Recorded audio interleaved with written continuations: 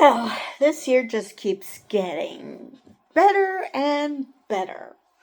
So, by now you guys probably know that Donald Trump is going to be the next president.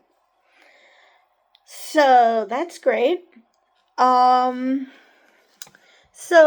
the questions then becomes, now he said some of his policies, which we will get into, but there's also the job of picking his cabinet. So here are what Reuters considers the top contenders for cabinet positions. Because let's face it, the only thing that prevented him from doing a lot of the horrible things he wanted to do in his first term were the people around him. So it's very important to know who he could potentially be picking and for what post. So let's get right to the article. Donald Trump will begin the process of choosing a cabinet and selecting other high-ranking administration officials in the coming weeks following his presidential election victory. Here are the top contenders of some of the key posts overseeing defense, intelligence, diplomacy, trade, immigration, and economic policymaking. Some are in contention for a range of posts. So the first one is Jamie Dimon as a potential Treasury Secretary. Yeah, that would work. Okay, whatever. The Chief Executive Officer of J.P. Morgan Chase & Company, Dimon is considered a strong candidate for Treasury Secretary, though it is far from clear that he would actually take the job.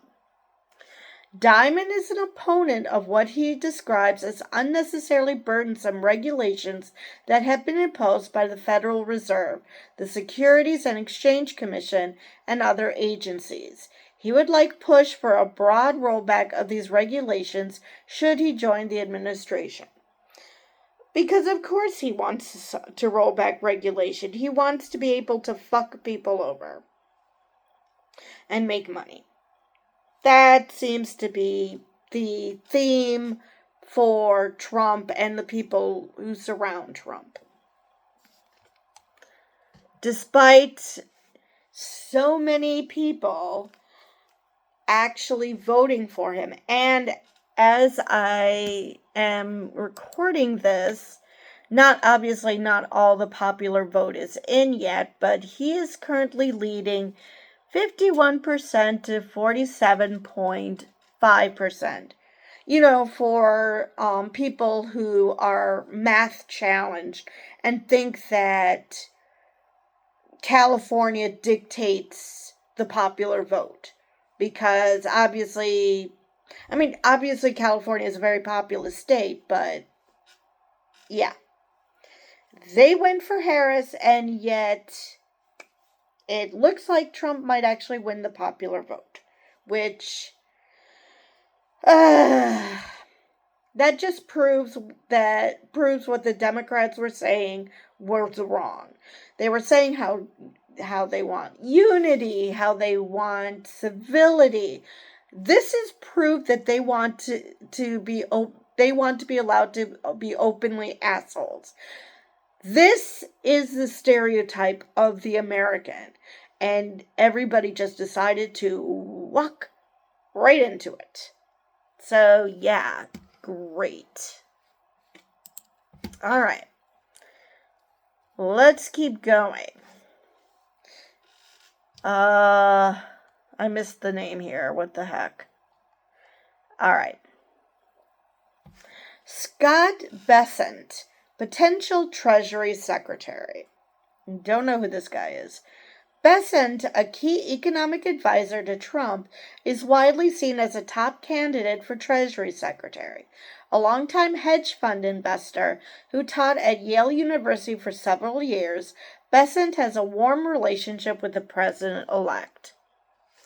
While Bessent has long favored the laissez-faire policies that were popular in the pre-Trump Republican Party, he has also praised Trump's use of tariffs as a negotiating tool. He has praised the president-elect's economic philosophy, which rests on a skepticism of both regulations and international trade.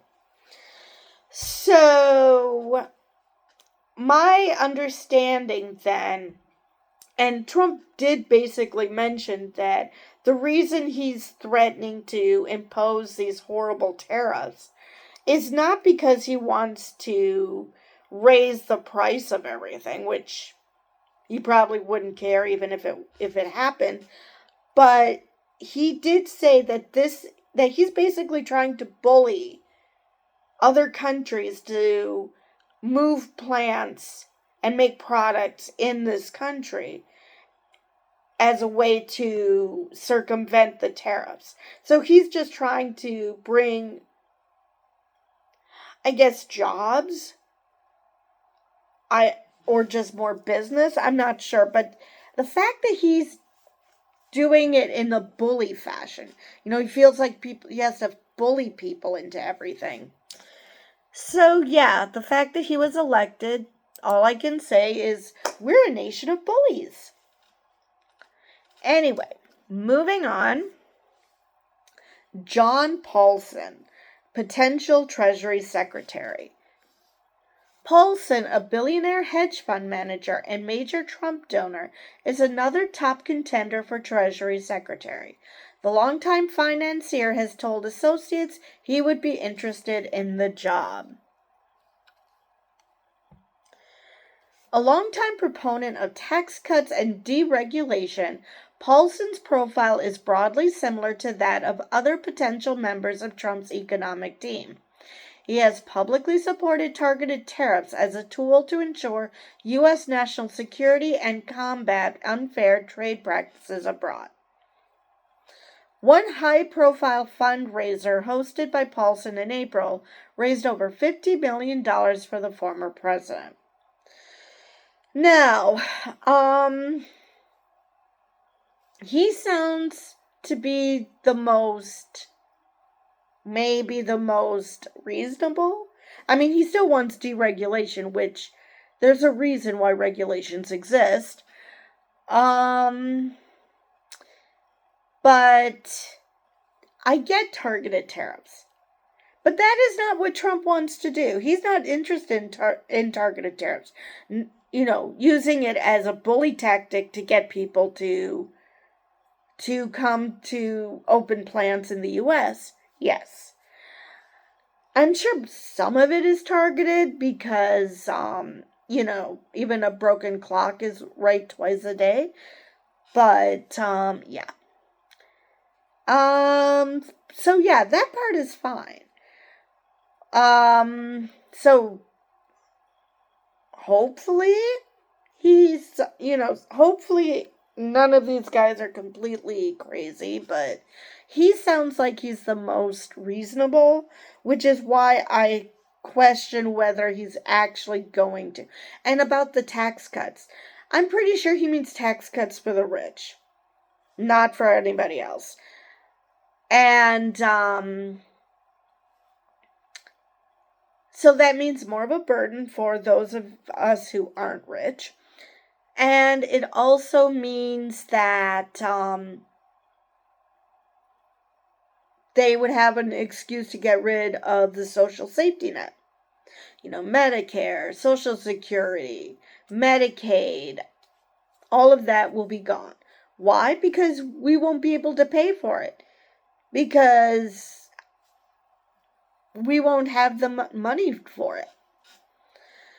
Let's see, there was one more thing I wanted to mention about this.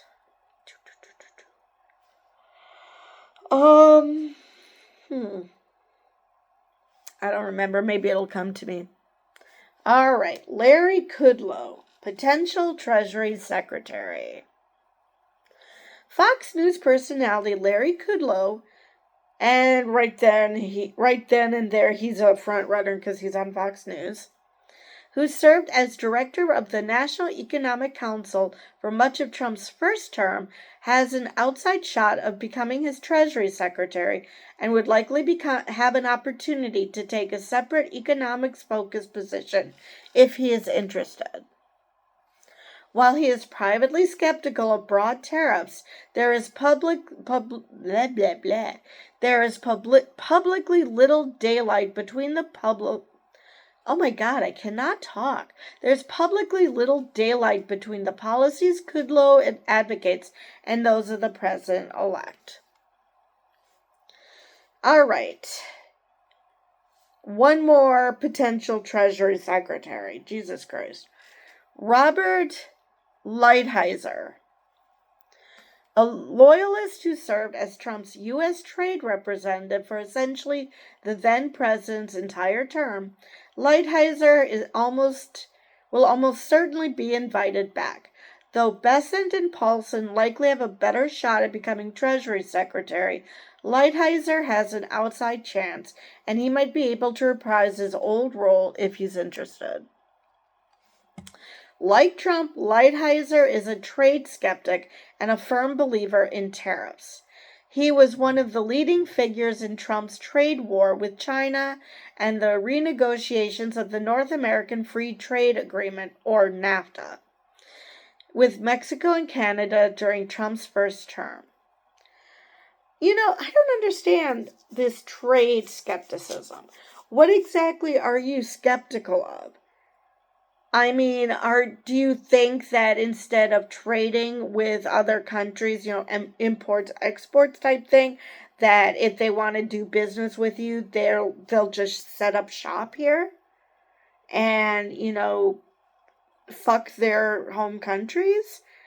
I'm not sure how you think that that's going to be helpful. I mean, people aren't going to want to do that. They want to strike a balance between helping their country and trading with other people or doing business with other countries. So I understand how the fear is that companies will take jobs overseas. I understand that, but I fail to see how bullying people into doing business with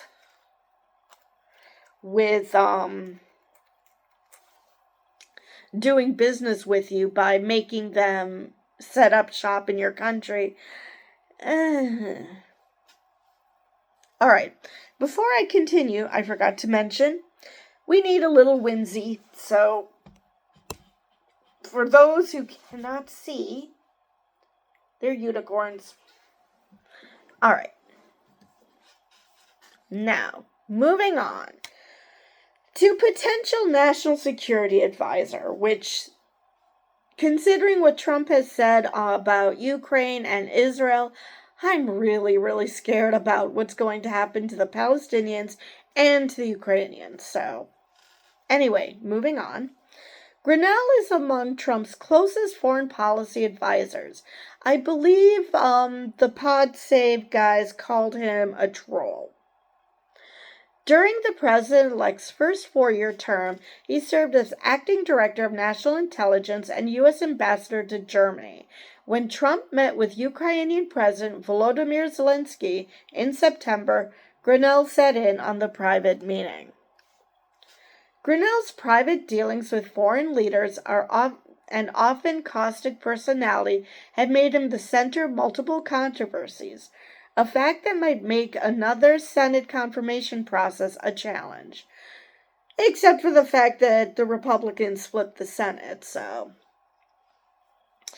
However, he is considered a top contender for National Security Advisor, which does not require Senate confirmation, and a Senate-confirmed post is not out of the question. Among the policies he has advocated for is setting up an autonomous zone in eastern Ukraine to end the war there, a position Kyiv considers unacceptable. All right, so that's the only one for National Security Advisor. Let's move on to Secretary of State. Robert O'Brien. O'Brien, Trump's fourth and final national security advisor during his first term, maintains a close relationship with Trump, and the two often speak on national security matters. He is likely in the running for Secretary of State or other top foreign policy and national security posts. He has maintained close contacts with foreign leaders since Trump left office, having met with Israeli Prime Minister Benjamin Netanyahu in Israel in May. His views are somewhat more hawkish than some of Trump's advisors. He has, for instance, been more supportive of military aid for Ukraine than many of his Republican contemporaries, and he's a proponent of banning TikTok in the United States. And at the moment, Trump is not in favor because one of his major donors is has stock in TikTok, I think. All right. So the next potential Secretary of State is Bill Hagerty, a U.S. senator from Tennessee who worked on Trump's 2016 transition effort. Hagerty is considered a top contender for Secretary of State. He has maintained solid relations with essentially all factions of the Republican Party and could likely be confirmed with ease in the Senate. He served as U.S. ambassador to Japan in the first Trump administration at a time when the president touted his warm relationship with then Prime Minister Shinzo Abe. Hagerty's policies are broadly in line with those of Trump. Earlier in the year, he voted against a major military aid package for Ukraine. Marco Rubio. Rubio, a U.S. senator from Florida and 2016 Republican presidential candidate, is also a top Secretary of State contender whose policies hew closely to those of Trump. Like Hagerty, he was a contender to be Trump's 2024 running mate. Rubio has long been involved in foreign affairs in the Senate, particularly as it relates to Latin America, and he has solid relationships throughout the party. Okay, moving on to Defense Secretary. Mike Waltz. A former Army Green Beret who is currently a U.S. Congressman from Florida, Waltz has established himself as one of the foremost China hawks in the House of Representatives. Among the various China-related bills he has co-sponsored are measures designed to lessen U.S. reliance on critical minerals mined in China. Waltz is on speaking terms with Trump and is widely considered to be a serious contender for Secretary of Defense. And then there's Mike Pompeo, who I believe was I think he was Secretary, I don't remember. Pompeo, who served as CIA Director and Secretary of State during Trump's first term, so not Secretary of Defense, is considered a top contender for Secretary of Defense, but could land in various slots involving national security, intelligence, or diplomacy, for which he has none of the above. While he flirted with a Republican primary challenger against Trump, Pompeo never pulled the trigger, and he is now back on friendly terms.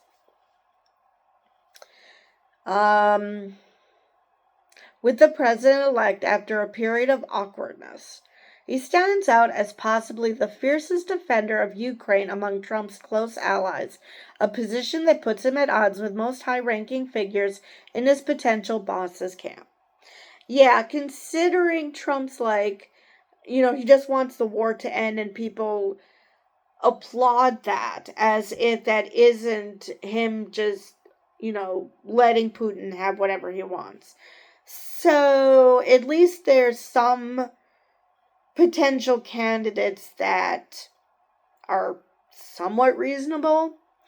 Of course, that also means that he's probably not going to pick them. All right, Tom Cotton. Ugh. A Harvard College and Harvard Law School educated Army officer turned U.S. Senator from Arkansas, Cotton is well liked among Trump donors and is a serious contender for Secretary of Defense. Like Haggerty, he emerged as a dark horse contender to be Trump's running mate in the final weeks of the vice presidential selection process in June and July. Cotton represents the shrunken, hawkish wing of the Republican Party, having consistently supported military aid for Ukraine. So it's nice to see that some of the potential picks might actually be people who still support Ukraine, which is great, provided that that's who he picks. But I don't have high hopes. All right, potential candidate for national security posts. Okay, so that's a bit more broad, but Keith Kellogg. A retired lieutenant general who served as chief of staff to the National Security Council under Trump, Kellogg has Trump's ear and is a contender for several national security-related positions, though it is unclear precisely where he would land.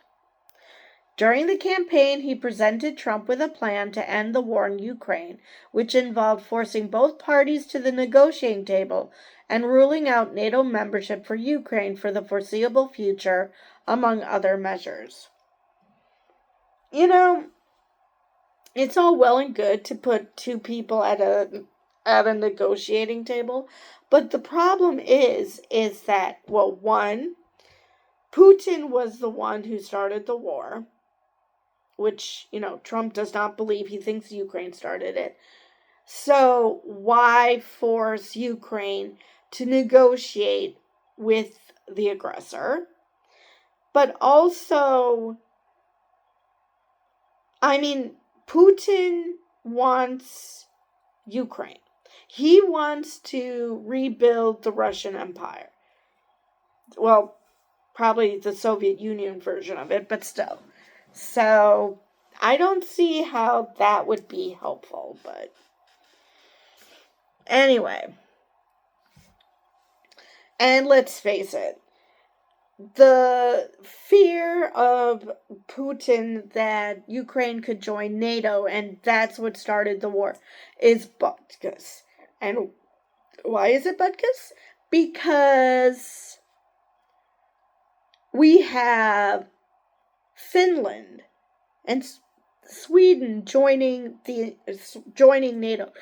Finland also shares a border with Russia. So, but you don't see Russia attacking Finland or threatening to attack them. Actually, maybe they might have, but they didn't do anything. So, it's obviously not NATO. All right. Tom Homan, potential Homeland Security Secretary. Holman, who served as the acting director of Immigration and Customs Enforcement for a year and a half during Trump's first term, is a contender for Secretary of Homeland Security. Trump made cracking down on illegal immigration the central element of his campaign, promising mass deportations. And we'll get to that more in what policies he might implement, but I mentioned before, that's not going to end well for us. Trump frequently praised Holman during the campaign, and Holman often hit the trail to rally supporters.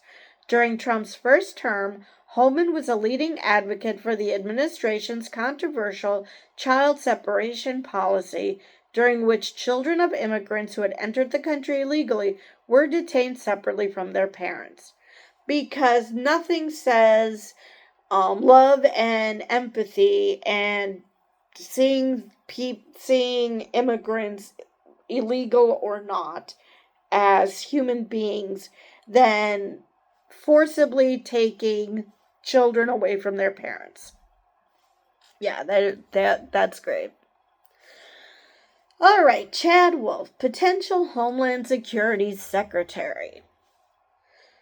Okay, I'm about halfway done, I think. Wolf, who served as Trump's acting Secretary of Homeland Security for roughly 14 months during his first presidency, may have a shot at heading back to DHS. Wolf loyally carried out Trump's hardline immigration policies, and he deployed federal agents to Portland, Oregon, to control protests during the riots that followed the murder of George Floyd, a black man, by a white police officer. He may have some strikes against him.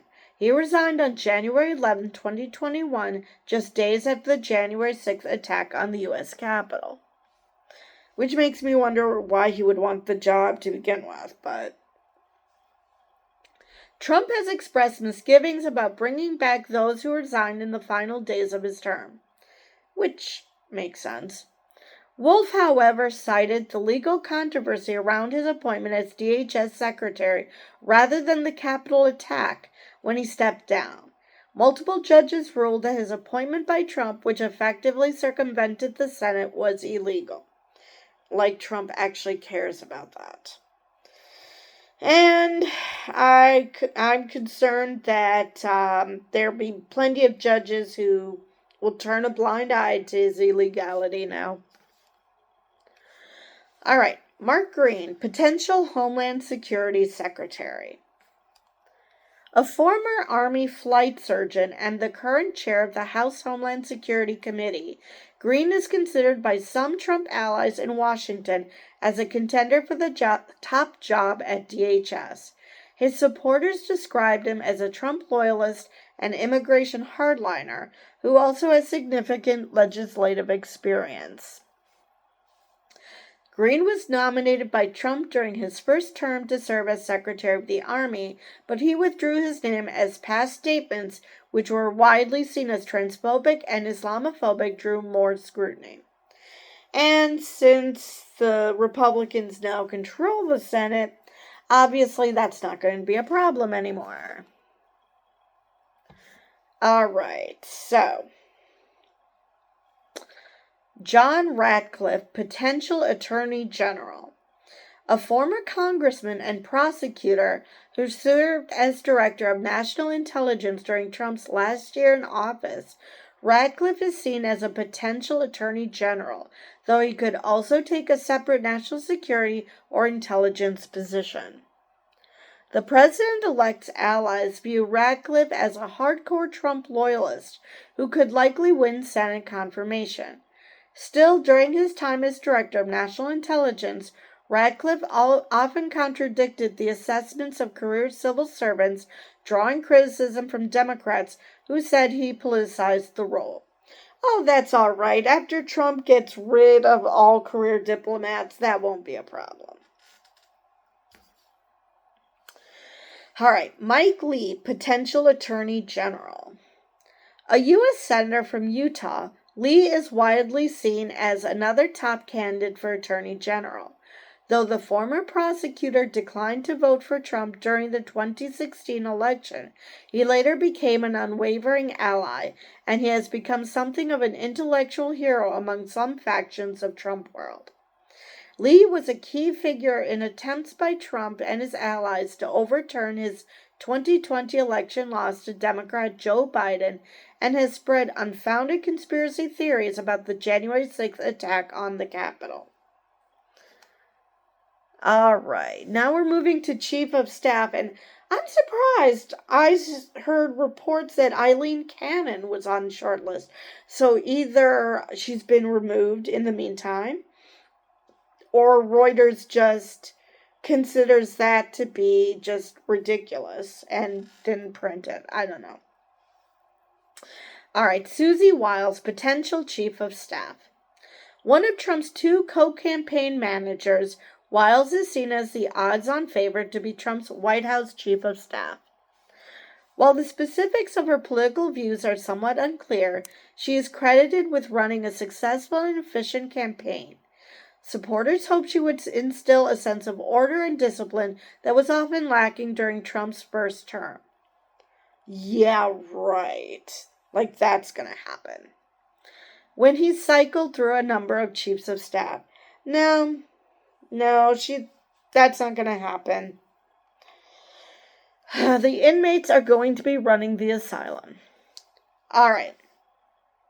Brooke Rollins, potential Chief of Staff. Former acting director of Trump's Domestic Policy Council, Rawlins is also a contender for chief of staff. Trump has a close personal relationship with Rawlins and often compliments her in private settings. She was generally considered one of Trump's more moderate advisors while in office. Among other policies she supported during Trump's first term were criminal justice reforms that lessened prison sentences for some relatively minor offenses. So that sounds reasonable. All right. And finally, Kash Patel, potential candidate for national security posts. A former Republican House staffer who served in various high-ranking staff roles in the defense and intelligence communities during Trump's first term, Patel has frequently appeared on the campaign trail to rally support for the candidate. Some Trump allies would like to see Patel, considered the ultimate Trump loyalist, appointed CIA director. Any position requiring Senate confirmation may be a challenge, however. Again, let me tell you what's currently the situation in the Senate. Currently, it's 52 GOP to 42 Dems. So they have 10 seat advantage. And it's not completely finished. There are still some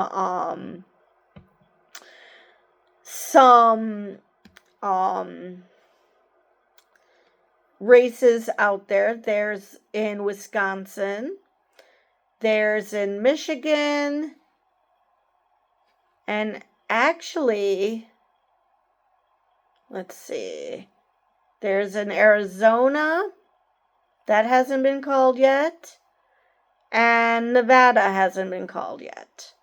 So, as it stands now, the Dems would get 3 more, so that would take them to 45, and the Republicans would be at 54. But like I said, none of these have been called yet. Yeah, none of these have been called yet, so it's possible that that it will be a closer that the Dems would get a bit closer to the Republicans in the Senate, that it wouldn't be such a wide margin. But, and I don't know how many senators it takes to confirm, but it doesn't look like they're going to have a filibuster-proof majority. If the filibuster is still a thing in the Senate, I don't remember. So, because I think that requires 60. So, as it stands now, that is not going to happen. But things can still change. All right, so back to the article. All right. Patel has leaned into controversy throughout his career. In an interview with Trump ally Steve Bannon last year, he promised to come after politicians and journalists perceived to be enemies of the president-elect, which I'm sure, Trump would be all for that. During Trump's first term, Patel drew animosity from some more experienced national security officials who saw him as volatile and too eager to please the then president.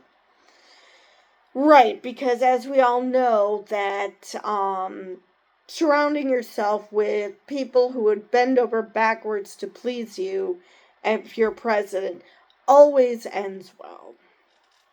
Anyway, that is the end of that article and the potential cabinet picks.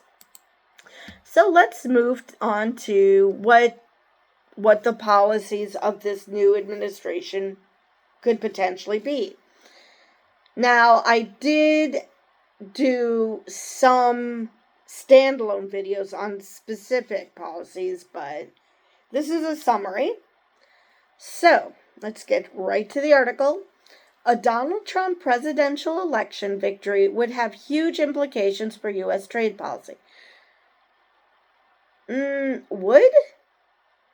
Shouldn't that be will? Because this Let's see. Yeah, this came out today. Okay. Someone doesn't know how tenses work. All right. Climate change, the war in Ukraine, electric vehicles, Americans' taxes, and illegal immigration. While some of his proposals would require congressional approval, here is a summary of the policies he said he would pursue in his second 4-year term in office. First one, and this is a biggie, more tariffs. And I've done a separate video as to why that is such a bad thing. Trump has floated the idea of a 10% or more tariff on all goods imported into the U.S., a move he said would eliminate the trade deficit. How? Again, the other countries are not the ones who are paying for the tariffs. We would be paying for the tariffs in higher prices. I'm not sure how that would do shit. But critics say it would lead to higher prices for American consumers and global economic instability. Actually, I did a previous video, like I said, where basically he would be taking off all the guardrails that would prevent another Great Depression, which I can't imagine anybody wants. I mean, I remember during the Great Depression, well, I don't remember, but I remember reading about the Great Depression. Rich people suffered too. Many of them, when they realized that they lost everything, committed suicide. So this isn't good for anybody. He has also said he should have the authority to set higher tariffs on countries that have put tariffs on U.S. imports. He has threatened to impose a 200% tariff on some imported cars, saying he is determined in particular to keep cars from Mexico from coming into the country. But he has also suggested that allies such as the European Union could see higher duties on their goods. And like I said, Trump has admitted that a lot of this is to force these companies, instead of exporting, to actually make goods in the U.S. And there are a lot of great ways to do that. Bullying, probably not the best one. Trump has targeted China in particular. He proposes phasing out Chinese imports of goods such as electronics, steel, and pharmaceuticals over 4 years. He seeks to prohibit Chinese companies from owning U.S. real estate and infrastructure in energy and tech sectors. Now, that's the last part. Well, we do have a problem with other countries buying up U.S. land because of the way things are crappy at home and screwing American people. So, I mean, I can't say I hate that, but phasing out Chinese imports of goods. This from a man who his products are freaking made in China. So, but electronics, steel, and pharmaceuticals, I don't know. The electronics market for Chinese goods, I think, is high. There's a lot of, I would think, that. So that would be quite a dent. But steel and pharmaceuticals, I honestly don't know enough to say whether that's going to be a big hit or not. All right. Trump has said tariff is his favorite word and views them as revenue generators that would help fill government coffers. Again, how? Because the companies that are importing the goods are the ones paying for it.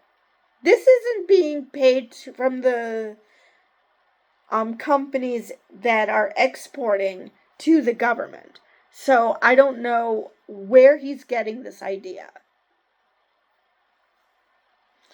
All right. And he did say he wants to go back to recreate a golden age of America. Basically, he's thinking back to the early 1900s when that was a thing. Instead of an income tax, they had incredibly high tariffs until the people realized that this wasn't doing what the government said it was going to do, that it was just hurting people and that rich people were getting richer. So that's when that stopped. And the income tax was born. All right. So let's move on to his next policy position, which is mass deportations. Trump has vowed to reinstate his first-term policies targeting illegal border crossings and to forge ahead with sweeping new restrictions. He has pledged to limit access to asylum at the U.S.-Mexico border and to embark on the biggest deportation effort in American history, which would likely trigger legal challenges and opposition from Democrats in Congress, the few that will be remaining. He has said he will employ the National Guard and, if necessary, federal troops to achieve his objective, and he has not ruled out setting up internment camps to process people for deportation. Because setting up internment camps has always been, seen as a wonderful, wholesome thing. Yeah. Let's see, what else, before I continue, what else did I want to... the heck? All right. I still wonder if he understands what asylum is. It wouldn't surprise me if he still thinks that asylum means coming from an insane asylum. I'm still not completely sure that he doesn't know the difference. All right. And again, I don't know about legal challenges because I don't know how many courts would side with sanity. So, yeah. Let's see, where was I? Trump has said he would seek to end automatic citizenship for children born to immigrants. Okay, how would that work? Seriously, how would that work? And at what point would you decide, okay, it's fine now? A move that would run against the long-running interpretation of the U.S. Constitution's 14th Amendment. And again, how do you decide this?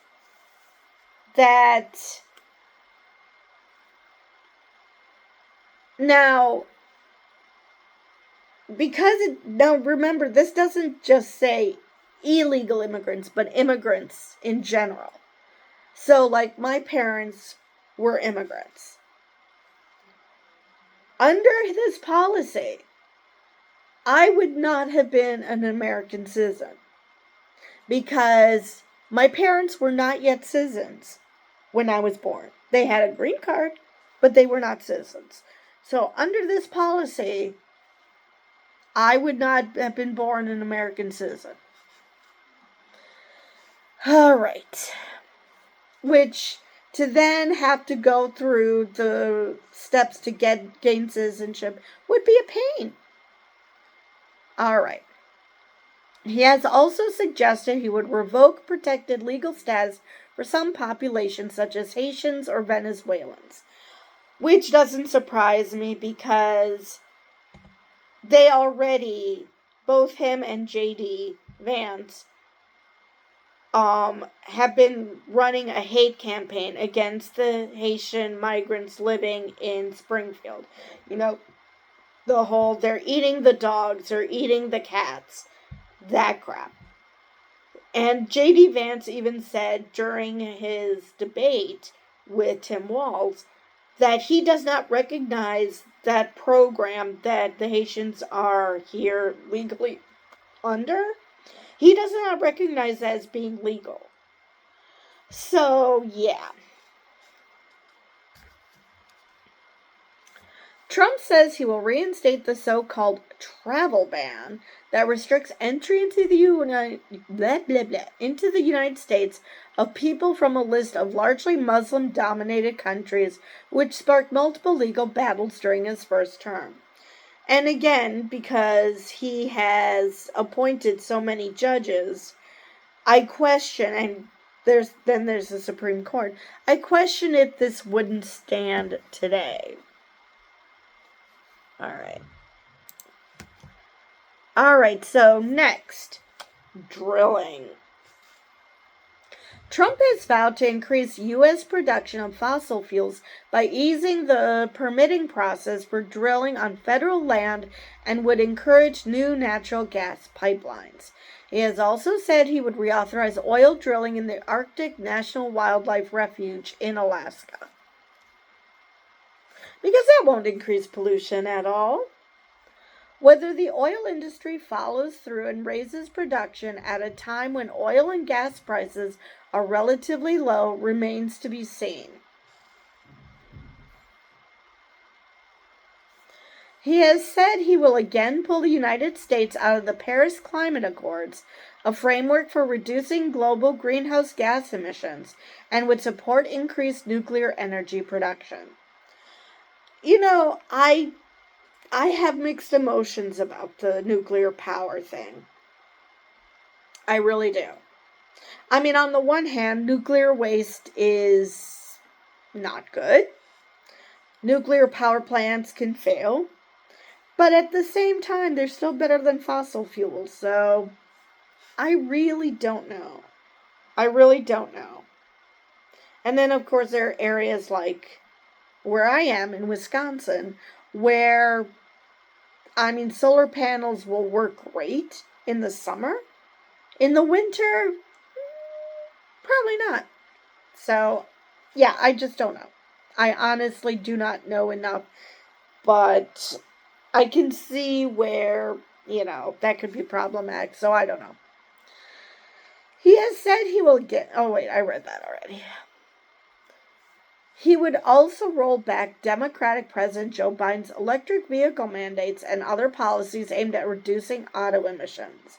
Right, because let's pollute the planet as much as is humanly possible because we want everyone to die. He has argued that the U.S. needs to be able to boost energy production to be competitive in developing artificial intelligence systems, which consume large amounts of power. All right, next, tax relief. Along with his trade and energy agendas, Trump has promised to slash federal regulations that he says limit job creation. He has pledged to keep in place a broad 2017 tax cut that he signed while in office, and his economic team has discussed a further round of individual and corporate tax cuts beyond those enacted in his first term. Trump has pledged to reduce the corporate tax rate from 21% to 15% for companies that make their products in the U.S. He has said he would seek legislation to end the taxation of tips and overtime wages to aid waiters and other service workers. He has pledged not to tax or cut Social Security benefits. Right, because if Project 2025 is to believe he wants to get rid of it, so of course there's nothing to tax or cut because it'll be gone. Trump also has said that as president, he would pressure the Federal Reserve to lower interest rates, but would stop short of demanding it. Oh, that's so nice to know. Of course he's going to, by putting pressure, it's kind of putting the Federal Reserve in a bad position. And they are lowering interest rates. Just, they're not doing it very fast because they want to make sure that, inflation remains under control. But that would require Trump understanding shit. So there is that. Most, if not all, of his tax proposals would require congressional action. But as I've mentioned, the Senate has already been flipped. And even though the House hasn't been called, it currently stands at GOP having 201 seats and the Democrats having 181. And you need 218 for a majority. So they just need 17 more seats to retain the House. And since the Democrats lost a seat and the Republicans gained a seat in the House, I'm guessing that they're going to retain control. So yeah, that's great. Most, if not all, of his tax proposals would require congressional action. Budget and analysts have warned that the bevy of tax cuts would balloon the federal debt. But as we all know, the Republicans only care about the federal debt when Democrats are in power. When Republicans are in power, let it balloon. They don't care. All right, now for the scary, well, not that mass deportations isn't scary, but for some more frightening stuff. Doing away with diversity programs. Trump has pledged to require U.S. colleges and universities to defend American traditional and Western civilization and to purge them of diversity programs. Translation,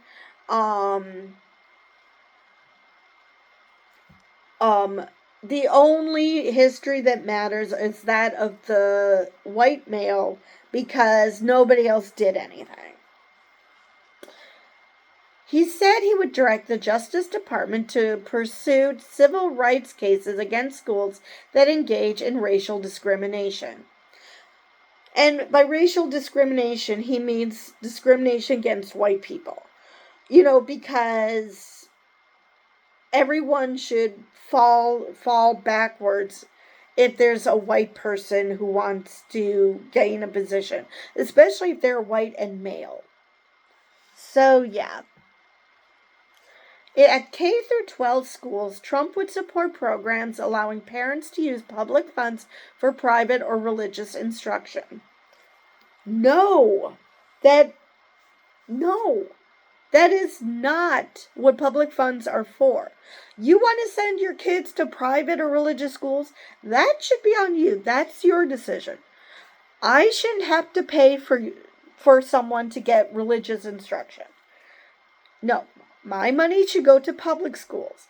It's because of shit like that public schools are having problems. It's not because public schools are inherently bad. It's because money is being diverted to things that it shouldn't be diverted to. And so then public schools are struggling. All right. Trump also wants to abolish the federal Department of Education and leave states in control of schooling. Because what could possibly go wrong?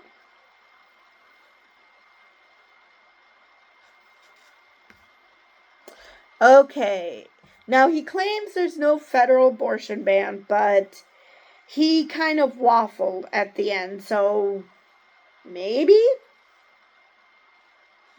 Don't know. Trump appointed 3 justices to the U.S. Supreme Court who were part of the majority that did away with Roe v. Wade's constitutional protections for abortion. He likely would continue to appoint federal judges who would uphold abortion limits. Because it's possible Clarence Thomas and Sam Alito might end up retiring because they're at retirement age, and Trump would just appoint younger versions of that. At the same time, he has said a federal abortion ban is unnecessary and that the issue should be resolved at the state level.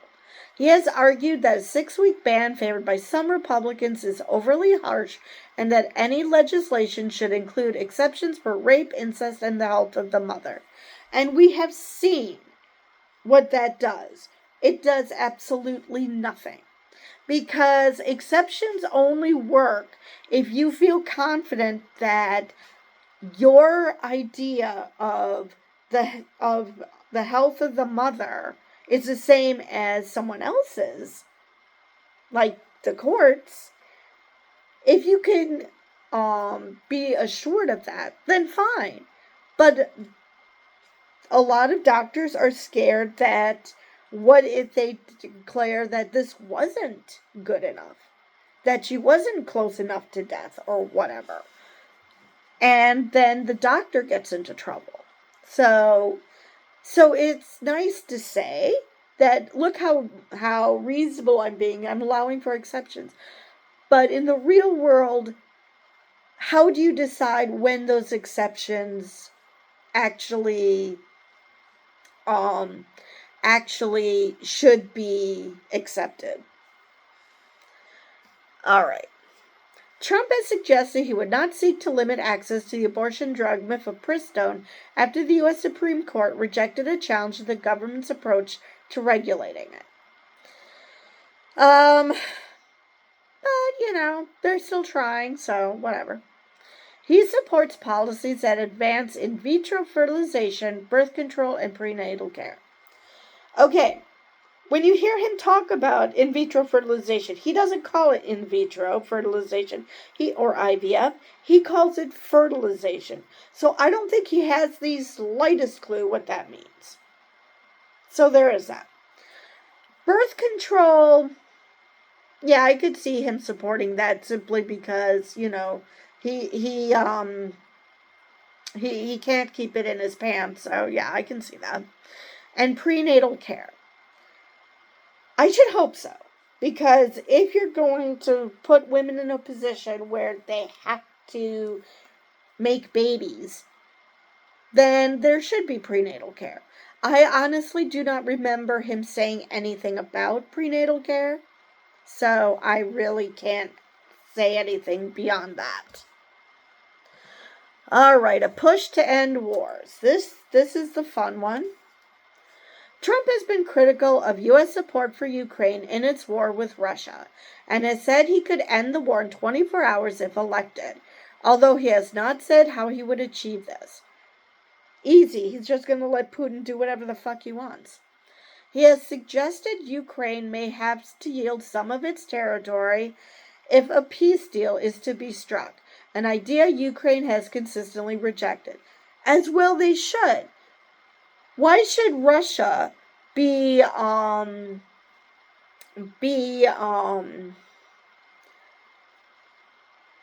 congratulate, what is the word I'm looking for? That they would, that there would be something positive coming out of Russia, attacking Ukraine. What is that going to tell them? They can do whatever they want and to get whatever territory they want, because that just turns out that they get what they want. That Trump will just let them have what they want.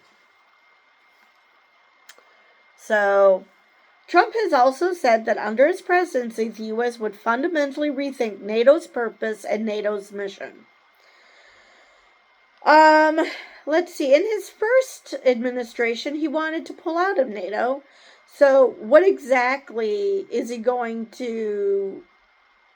he think is going to be NATO's purpose and NATO's mission? I really shudder to think what he thinks that their mission should be. He has backed Israel in its fight against Hamas in Gaza, but has urged it to wrap up its offensive. Now, that could be taken two ways. It could mean that he doesn't want Gaza to be completely leveled, but he's also basically said that, it just gives Israel a blank slate to work with, and so Israel could take over Gaza. So I'm pretty sure that that's the correct interpretation.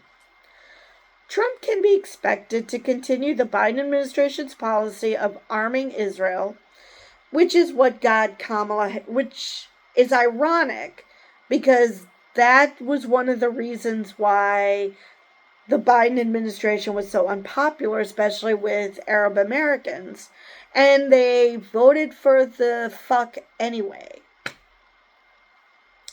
At the same time, he is likely to push for historic normalization of relations between Israel and Saudi Arabia, an effort he made during his 2017 through 2021 presidency, and which Biden has also pursued. Right, because right now Israel is at freaking war with Saudi Arabia. What? Seriously. They're destroying the Palestinians. They're leveling Gaza. They're attacking Lebanon. Why would Saudi Arabia want to normalize relations with a country like that?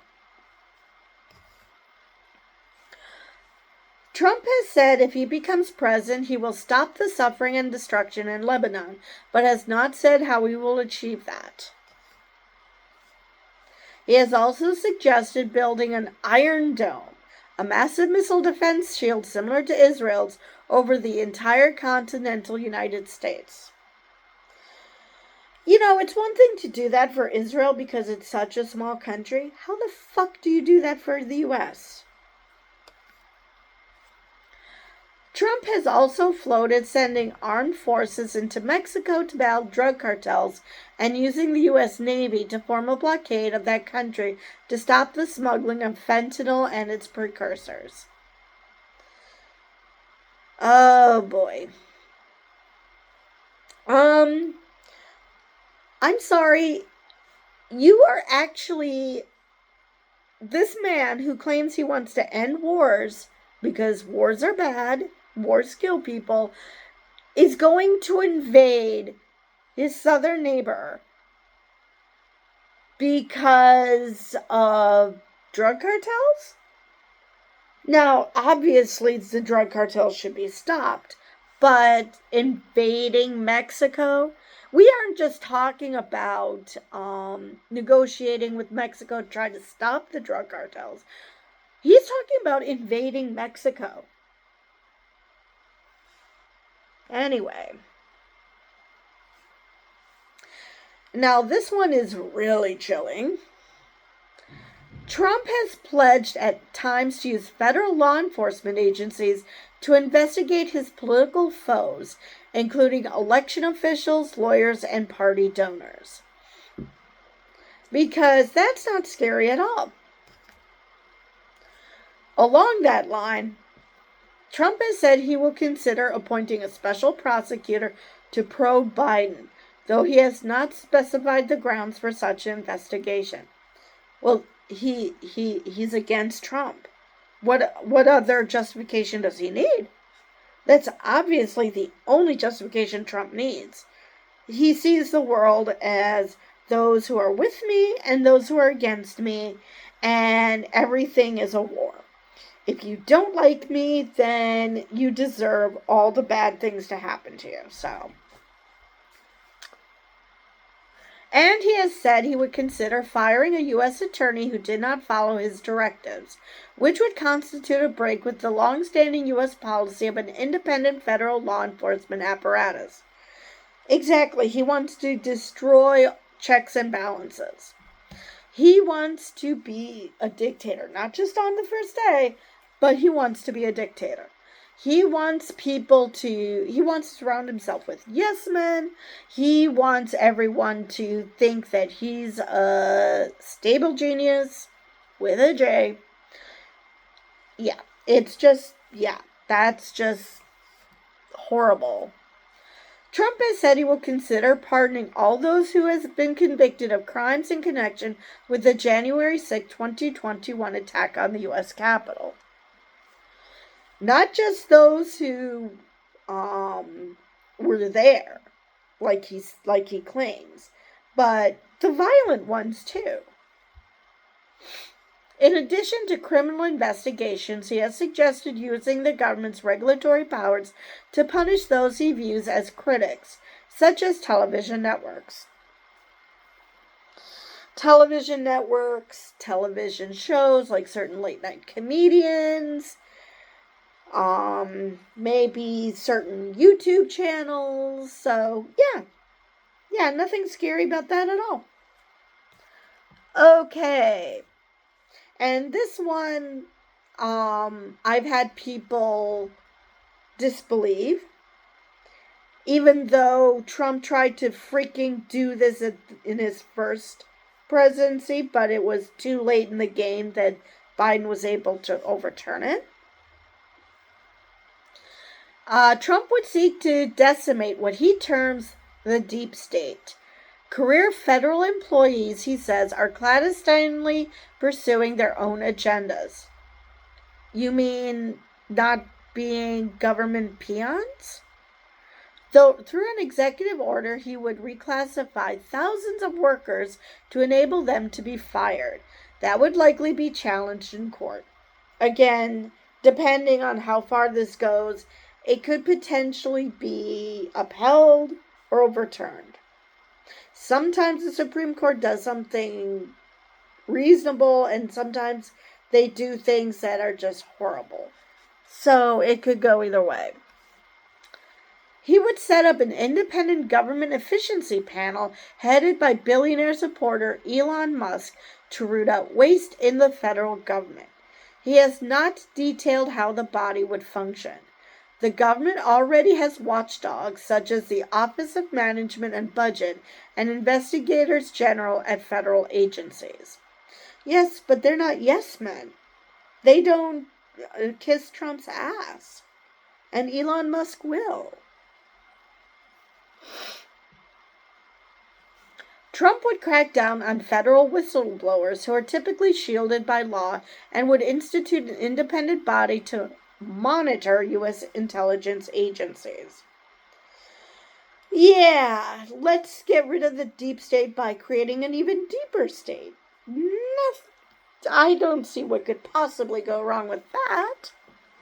Anyway, that is the end of that article. So yeah, nothing scary about this situation at all. So yeah. I believe that is all I have for this video. And with that, I will see you guys in the next one.